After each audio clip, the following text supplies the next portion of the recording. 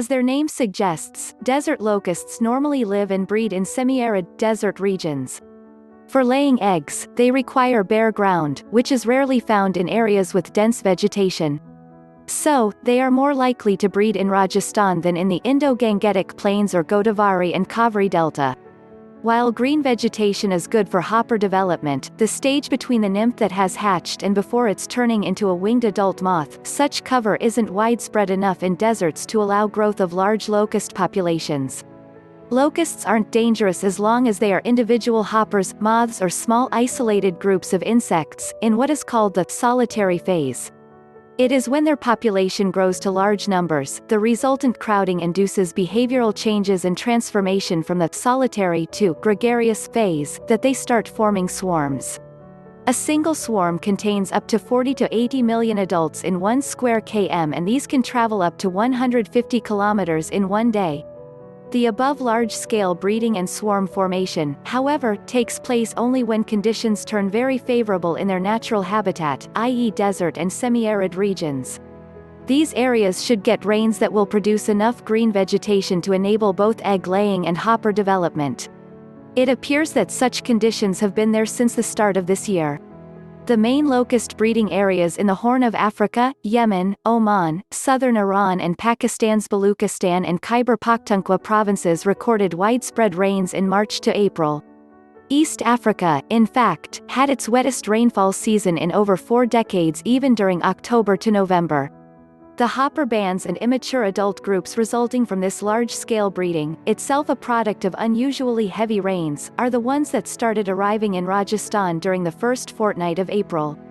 The Union Agriculture Ministry's Locust Warning Organization then observed low-density IN2 instar gregarious, transient hoppers at Jaisalmer and Suratgarh in Rajasthan and Fazilka in Punjab adjoining the Indo-Pakistan border. Subsequently, there has been arrival of swarms from the main spring breeding areas. And these swarms have come not only to western Rajasthan, but also moved to the eastern parts of the state and even Madhya Pradesh and Maharashtra. Much of this movement, it seems, was aided by the strong westerly winds from Cyclone Amphan in the Bay of Bengal. Thus, we have had 2 meteorological drivers behind the current locust invasions: 1, unseasonal heavy rains in the main spring breeding tracts in March to April, and 2, strong westerly winds.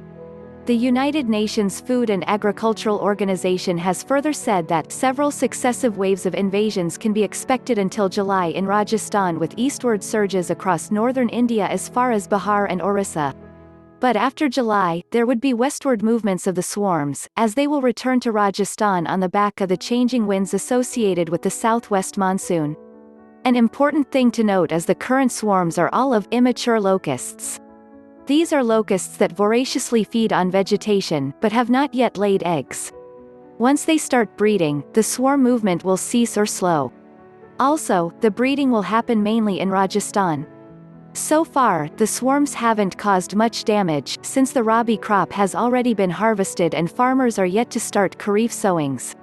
One reason for the swarms migrating eastwards, normally they are seen in India only after July post the monsoon's arrival, while confining themselves mostly to the desert areas of West Rajasthan where they breed and exist as solitary insects or in isolated groups, has been their search for food. Remember, these insects need to munch enough, roughly their own weight in fresh food every day, before being ready for mating. With no crops in fields now, they have ended up invading green spaces, including parks, in Jaipur and orange orchards near Nagpur. The danger would be when the swarms that have already or are about to come will start breeding. A single gregarious female locust can lay 60 to 80 eggs 3 times during its average life cycle of 90 days. If their growth is coterminous with that of the kharif crop, we could well have a situation similar to what maize, sorghum and wheat farmers of Kenya, Ethiopia and Somalia experienced in March to April. A proactive exercise of control, through aerial spraying of ultra-low volume of concentrated insecticides in all potential breeding sites, is required, along with continuous monitoring of the crops during the ensuing kharif season. Thankfully, there is enough lead time for the government to avert a crisis it cannot afford, on dealing with COVID-19 and an unprecedented economic contraction.